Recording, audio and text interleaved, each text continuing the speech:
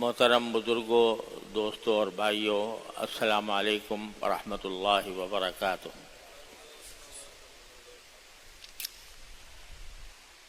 اللہ تعالی جلالہ کا فضل و کرم ہے کہ اس نے ہمیں یہ شعبان کا مہینہ عطا فرمایا، جس کو رمضان المبارک کا مقدمہ کہا جاتا ہے۔ اور جیسا کہ پچھلے جمعہ میں نے عرض کیا تھا، رسول کریم سرور دو عالم صلی اللہ علیہ وسلم اس مہینے میں بکثرت روزے رکھا کرتے تھے، اور اس کی جو 15ویں شب ہے، جو انشاءاللہ آج مغرب کے بعد سے شروع ہونے والی ہے، اس کو اللہ جل جلالہ نے خصوصی برکت کی رات بنایا ہے۔ اور اس رات میں اللہ تبارک و تعالیٰ کی بارگاہ میں حاضر ہو کر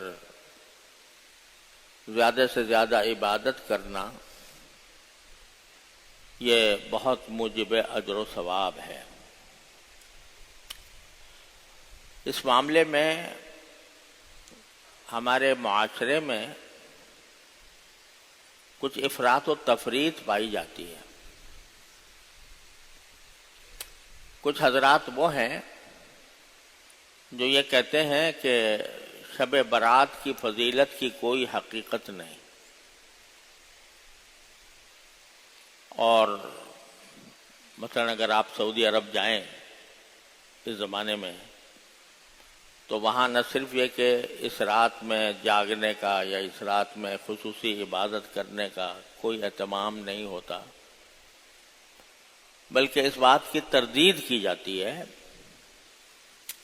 کہ شب برات کوئی ایسی رات نہیں ہے جس کے بارے میں کچھ خصوصی احکام دیے گئے ہوں۔ اور وجہ یہ بیان کی جاتی ہے کہ جن روایتوں میں نبی کریم سرور دو عالم صلی اللہ علیہ وسلم سے اس رات کی کوئی فضیلت منقول ہے، وہ سند کے اعتبار سے کمزور اور ضعیف روایتیں ہیں۔ تو ایک طرف تو یہ افراط ہے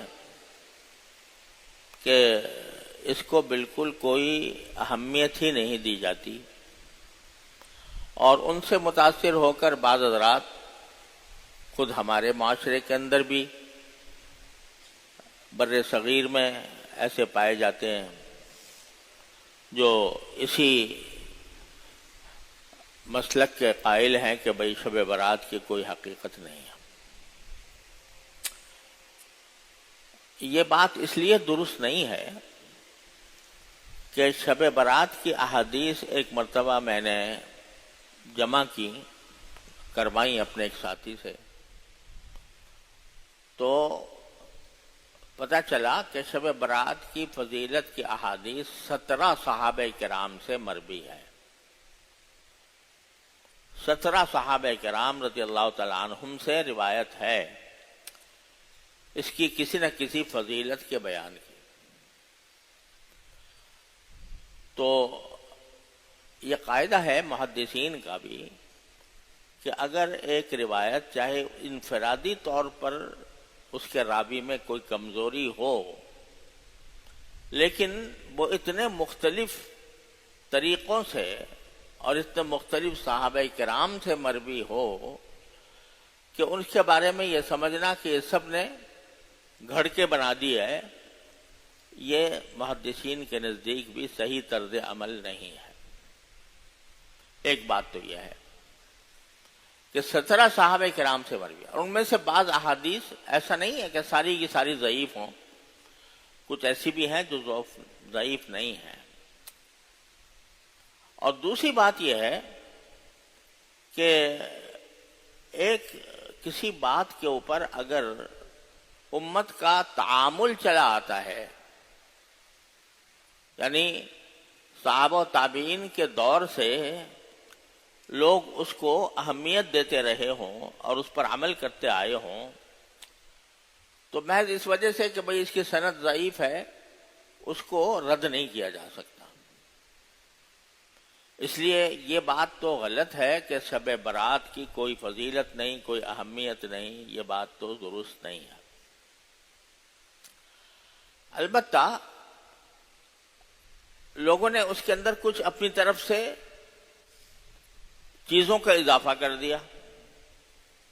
حقیقت تو صرف اتنی تھی کہ اس رات میں چونکہ اللہ تبارک و تعالی کی خصوصی رحمتیں متوجہ ہوتی ہیں، لہذا بندہ ان میں اللہ تعالیٰ کی طرف زیادہ سے زیادہ رجوع کرے، نفلیں پڑھے، تلاوت کرے، ذکر کرے، تسبیحات کرے،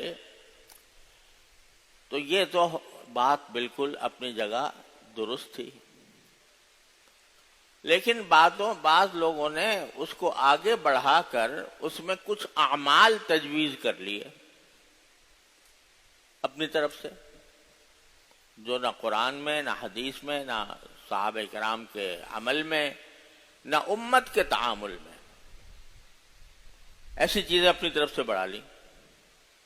مثلا ایک زمانے میں پہلے یہ ایک رواج ہو گیا تھا کہ اس رات میں خاص نماز پڑھی جاتی تھی، اس کا خاص طریقہ تھا، اس کی خاص رکعتیں تھیں، اور یہ کہا جاتا تھا کہ بھئی اس قسم کی نماز پڑھنی چاہیے شب برات کے اندر۔ کوئی خاص نماز اپنی طرف سے بنا کر شب برات کا اس کو لازمہ یا خاصہ قرار دے دیا گیا تھا۔ حالانکہ جیسا میں نے ابھی عرض کیا 17 احادیث ہیں شب برات کی فضیلت میں، ان میں سے کہیں بھی کسی بھی حدیث میں کسی نماز کا کوئی خاص طریقہ تجویز نہیں کیا گیا کہ بھئی اس خاص طریقے سے نماز پڑھا کرو۔ تو یہ ایک بدعت پیدا ہو گئی۔ بدعت کس کو کہتے ہیں؟ بدعت کے معنی یہ ہے کہ ایک چیز جو نہ قرآن نے حکم دیا، نہ رسول کریم صلی اللہ علیہ وسلم نے حکم دیا، نہ آپ نے اس پر عمل فرمایا، نہ صحابہ کرام نے اس پر عمل فرمایا، اور اس کو یہ سمجھے کہ یہ بھی ایک دین کا حصہ ہے، دین کا حصہ بنا کر اس کو دین میں شامل کر دیا، اس کا نام ہے بدعت۔ تو یہ جو خاص طرح کی نماز بنائی گئی یہ من گھڑت تھی، خود اپنی طرف سے بنا لی گئی تھی، اس کا کوئی ثبوت نہیں تھا۔ اور نماز بھی کہ جو نماز جو باعث اجر و فضیلت ہوتی ہے وہ ہے جو عام قاعدوں اور اصولوں کے مطابق ہو، کہ بھئی اس میں مثلا 4 رکعتیں ہوتی ہیں تو 2 رکعتوں کے بعد بیچ میں بیٹھا جائے، پھر تیسری رکعت اور چوتھی رکعت بعد میں ادا کی جائے۔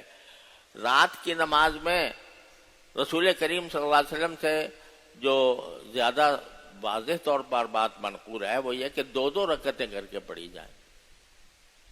کوئی 4 پڑھ لے تو کوئی حرج بھی نہیں ہے، ناجائز بھی نہیں ہے، لیکن سنت یہ ہے کہ 2 رکعتیں کر کے پڑھے۔ اب اس نماز میں ایک لمبا سلسلہ قائم کر دیا گیا تھا، اور اس میں خاص صورتیں متعین کر دی گئی تھیں کہ بھئی فلاں رکعت میں یہ صورت پڑھو، فلاں رکعت میں یہ صورت پڑھو، وغیرہ وغیرہ۔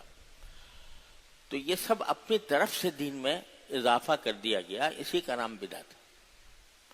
تو ایک تو یہ بالکل لغو بات ہے اور اس کا کوئی ثبوت نہیں ہے۔ الحمدللہ اب ہمارے معاشرے میں اس کا رواج نہیں رہا، لیکن ماضی میں فقہاء کرام نے اس کا ذکر کیا ہے اور اس کی تردید بھی کی ہے۔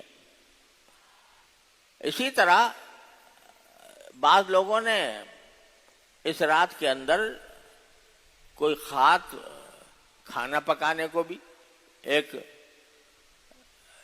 لازمہ سمجھ لیا کہ حلوہ ضرور پکے گا شب برات میں، اگر حلوہ نہ پکا تو شب برات ہی نہ ہوئی۔ اب اس کا کوئی دور دور کہیں اس کا تصور نہیں ہے کہ بھئی کوئی خاص قسم کا کھانا شریعت نے آپ کے لیے مصنون کر دیا ہو کہ بھئی یہ خاص قسم کا کھانا پکایا کرو یا کھایا کرو یا ایک دوسرے کو بھیجا کرو. ایسا کچھ شریعت نے کہیں بھی متعین نہیں کیا. یہاں تک کہ عید کا دن آتا ہے تو عید کے دن خوشی منانے کا حکم ہے، اور صرف اتنا ہے کہ بھئی صبح کو 3 کھجوریں نبی کریم صلی اللہ علیہ وسلم تناول فرما لیا کرتے تھے فجر کے بعد. بس یہ نہیں کہ بھئی دوپہر کو یہ پکاؤ اور رات کو یہ پکاؤ یہ کھاؤ. ایسی کوئی شریعت نے ہم پر پابندی عائد نہیں کی. تو اپنی طرف سے یہ بنا لیا گیا، اور بنا کر اس کو شب برات کی ایک سنت قرار دے دیا گیا کہ شب برات کا ایک لازمی حصہ ہے، شب برات کی لازمی سنت ہے کہ حلوہ پکایا جائے، اور وہ اس کو بھیج رہا ہے وہ اس کو بھیج رہا ہے، تبادلہ ہو رہا ہے حلووں کا. تو اس کو ایک طریقہ بنا لیا گیا جس کی کوئی اصل نہیں. اور ایک لوگوں میں یہ بھی مشہور کر دیا گیا فضول، جس کی کوئی اصل بھی نہیں ہے. مشہور یہ کر دیا گیا کہ نبی کریم سرور دو عالم صلی اللہ علیہ وسلم کا دندان مبارک شہید ہوا تھا تو اس موقع پر آپ کو نرم غذا کھانے کی ضرورت تھی، لہذا حلوہ آپ نے تناول فرمایا تھا.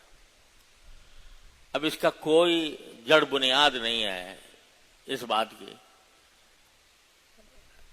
احد مبارک میں احد میں دندان مبارک شہید ہوا تھا تو وہ اس کا کوئی تعلق شب برات سے نہیں ہے، اور یہ بھی کہیں منقول نہیں کہ اس وقت میں آپ نے کوئی خاص نرم غذا استعمال فرمائی تھی. ہوگی کہ ہو سکتا ہے فرمائی ہو، لیکن کوئی ذکر اس کا نہیں آتا. تو ایسی فضول جھوٹ موٹ روایتیں گھڑ کر کسی چیز کو معمول بنانا یہ بھی شریعت کے مزاج کے خلاف ہے، اس کی بھی کوئی اثر نہیں. اور اس سے بھی بدتر